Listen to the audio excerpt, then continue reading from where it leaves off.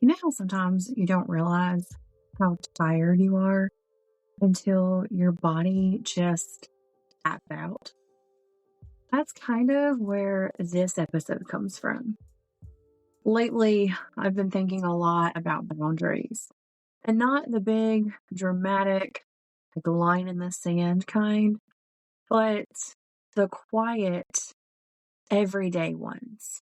The boundaries we build moment by moment when life asks more than we actually have to give. And if you work in public education or caregiving or any helping profession, you already know how easy it is to keep giving past your limit. Because there's always one more thing, one more need, one more student who needs support, one more email, one more task that you could just squeeze in before going to bed. And you tell yourself it's for your kids or your patients, it's important, and I can handle it until that day comes when you can't. Public education is demanding right now, and so is healthcare. You have staff shortages, you have growing needs, there's pressure coming from every single direction. And it's so easy to bring your work home physically and emotionally. And when you care so deeply, it doesn't feel optional. It feels like responsibility. But there's that saying that we all know, and maybe we resist it a little.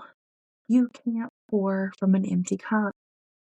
And I've learned that the hard way. In October, I made the decision to step back from daily episodes, not because I didn't care, not because I lost the passion, but because I was just overwhelmed. And I want to be really honest about this part. I could have communicated that better. I know that. But when you're overwhelmed, sometimes clarity is the first thing that goes. And I knew one thing for sure. If I kept going the way I was going, it wasn't going to be good for me.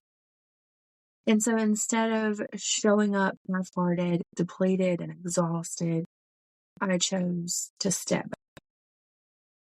That was my boundary. It was a messy one, an imperfect one, but it was definitely a necessary one. I think sometimes we picture boundaries as harsh or rigid, like walls. But the boundaries that I'm learning to set, they're more like gentle guardrail. They're not about shutting people out. They're about keeping myself intact. And the truth is, boundaries don't have to be big or dramatic to be effective. Some of the most powerful ones are small and steady.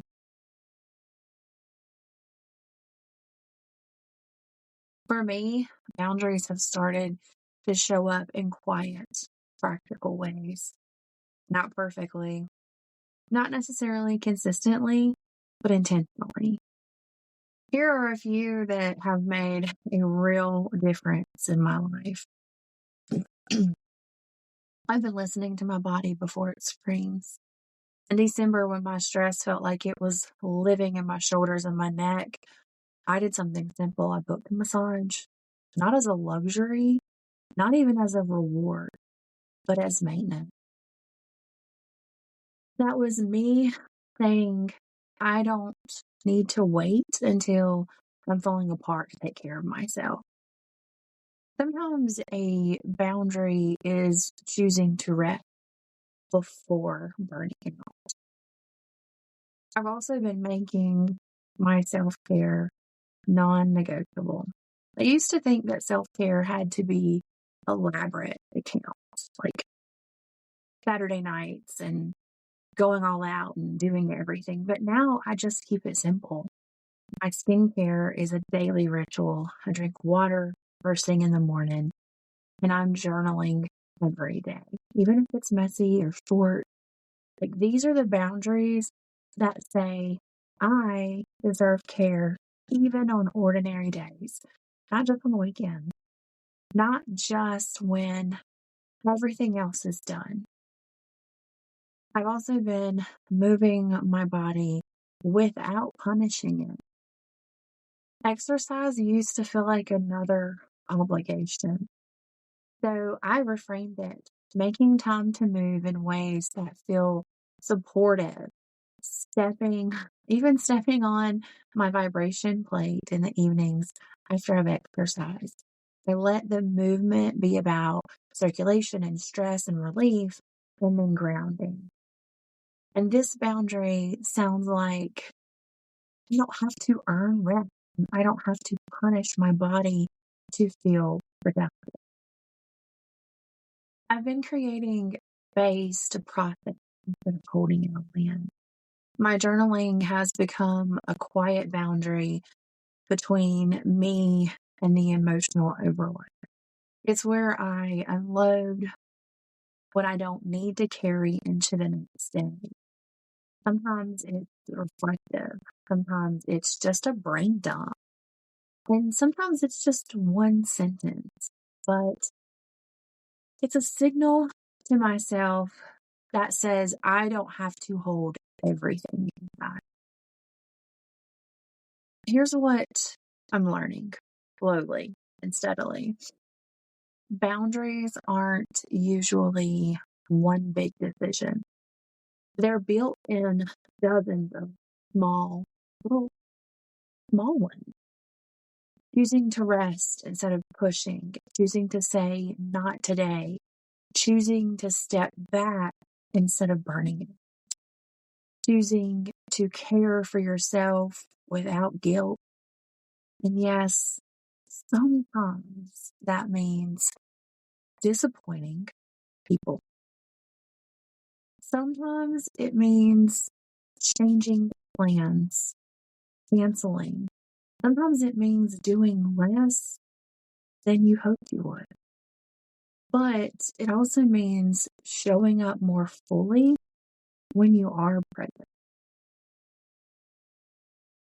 If you're listening to this and realizing that you've been running on empty, I want you to hear that you are not failing.